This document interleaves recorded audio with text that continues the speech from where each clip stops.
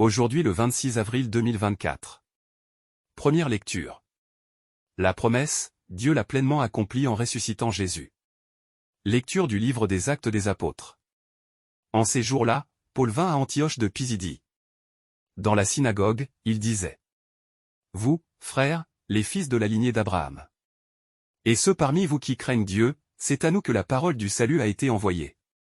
En effet, les habitants de Jérusalem et leurs chefs ont méconnu Jésus, ainsi que les paroles des prophètes qu'on lit chaque sabbat. Or, en le jugeant, ils les ont accomplis. Sans avoir trouvé en lui aucun motif de condamnation à mort, ils ont demandé à Pilate qu'il soit supprimé.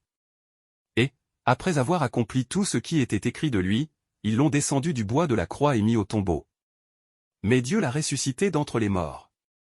Il est apparu pendant bien des jours à ceux qui étaient montés avec lui de Galilée à Jérusalem, et qui sont maintenant ses témoins devant le peuple. Et nous vous annonçons cette bonne nouvelle. La promesse faite à nos pères, Dieu l'a pleinement accomplie pour nous, leurs enfants, en ressuscitant Jésus, comme il est écrit au psaume 2. Tu es mon fils, moi, aujourd'hui, je t'ai engendré. Parole du Seigneur. Nous rendons grâce à Dieu. Psaume. Tu es mon fils, moi, aujourd'hui, je t'ai engendré. Alléluia. Pourquoi ce tumulte des nations, ce vain murmure des peuples? Le Seigneur m'a dit, tu es mon fils, moi, aujourd'hui, je t'ai engendré. Demande, et je te donne en héritage les nations, pour domaine la terre tout entière. Tu les détruiras de ton sceptre de fer, tu les briseras comme un vase de potier.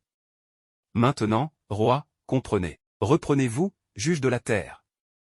Servez le Seigneur avec crainte, rendez-lui votre hommage en tremblant.